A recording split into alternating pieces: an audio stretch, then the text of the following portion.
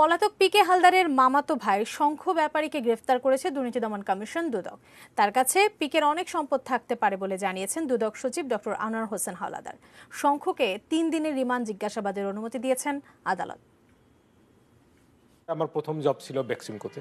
আমি বেক্সিমকো ফার্মাসিউটিক্যালে একজন engineering officer হিসেবে জব শুরু করি।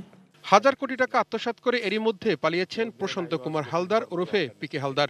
এনআরবি গ্লোবাল ব্যাংকের সাবেক এই ব্যবস্থাপনা পরিচালককে দেশের অর্থখাতের মির্জাপুর বলছেন অনেকেই। এমবিএ করার একদম লাস্ট স্টেজে আমি জবটা চেঞ্জ করে ফেলি, আমি একটা কনসাল্টিং ফার্মে জয়েন করি। এই হাজার কোটি টাকা আত্মসাতে পিকে হালদার নামে বেনামে তৈরি করেছিলেন 39টি প্রতিষ্ঠান। তার সহযোগিতায় ছিলেন বহু মানুষ। পিকে হালদারের তেমনই এক সহযোগী এই শঙ্খ ব্যাপারী।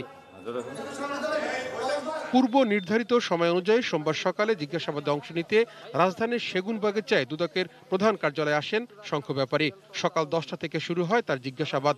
এক পর্যায়ে এই শঙ্খ ব্যাপারীর কাছ থেকে গুরুত্বপূর্ণ তথ্য পেতে থাকেন তদন্ত কর্মকর্তা উপপরিচালক সালাউদ্দিন। মনে করা হচ্ছে তদন্তকারীর তদন্তে অনুসন্ধানে বের হয়ে আসছে যে সে পিকে হালদারের একজন সহযোগী।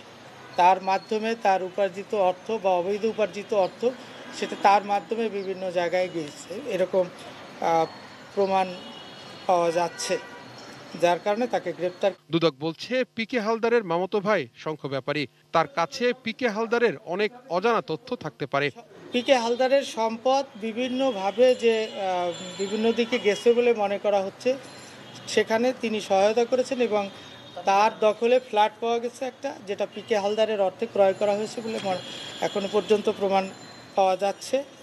এবং তার অর্জিত অর্থ অন্যায়ভাবে অর্জিত অর্থ তার কাছে আছে বলে জানা গেছে বা পাওয়া যাচ্ছে। পিকে হালদারের বিরুদ্ধে দুদকের মামলায় সন্দেহভাজন হিসাবে শঙ্খ ব্যাপারীকে গ্রেফতার দেখানো হয়েছে। Towhid Sourav, ATN news, Dhaka.